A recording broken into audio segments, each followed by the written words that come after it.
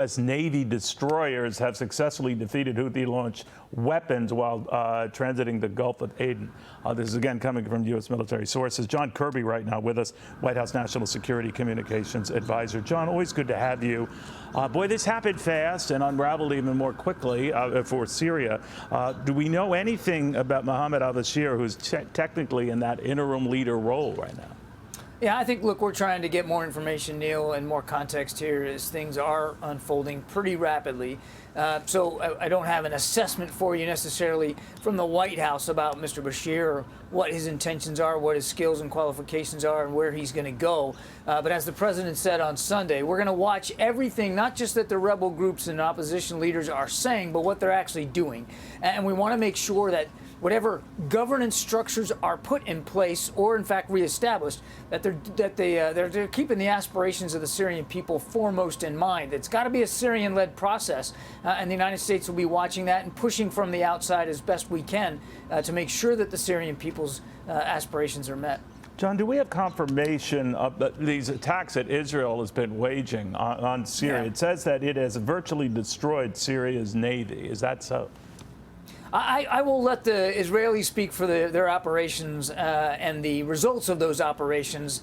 They, of course, have a right to defend themselves, and they certainly, we recognize that they want to properly assess the threat coming from Syria over that Golan Heights or near the Golan Heights. Again, we recognize their right to self-defense. We're going to continue to support them as they defend themselves. But I think in terms of what they've actually done and the efficacy of it, I'll leave that for them to speak to. Separately, we know that the former president, the leader of Syria, Bashar al-Assad, has now been offered protection in Russia. Do we know anything more about that, or where he is in Russia, or what Vladimir Putin is doing for him?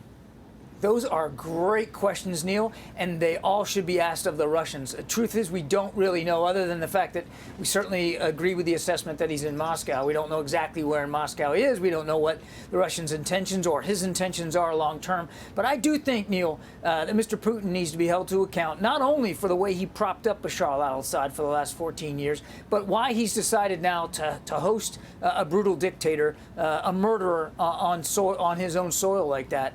It just speaks to the level of selfish interest that the Russians have had in Syria, going back more than a decade. You know, it's interesting because Vladimir Putin has now lost a naval port in Syria. The one that he wants to cling to and hang on to is in Crimea by Ukraine.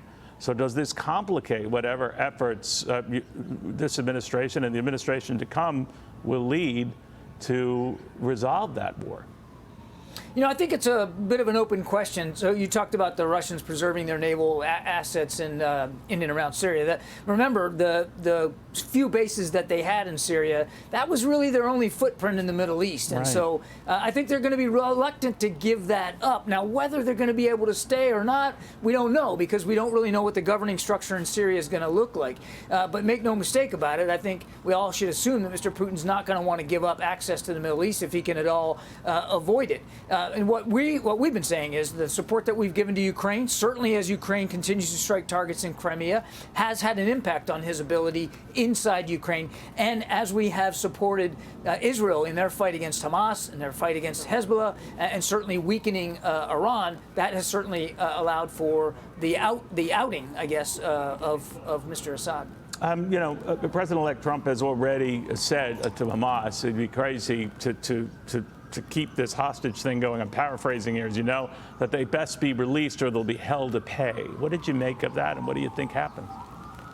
I want to be careful. I'm not commenting on the president-elect and what foreign policy objectives he's pursuing or he's thinking about pursuing. I can only tell you that what we have been doing and what we continue to do is try to get a ceasefire deal in place so that those hostages can come home and a surge of humanitarian assistance can come in. And as we speak, we actually have counterparts here in the administration that are working on it. Jake Sullivan's going to go to Israel starting tomorrow. He'll be there for the rest of the week. And this is going to be top on his agenda of things to talk to the Israelis about.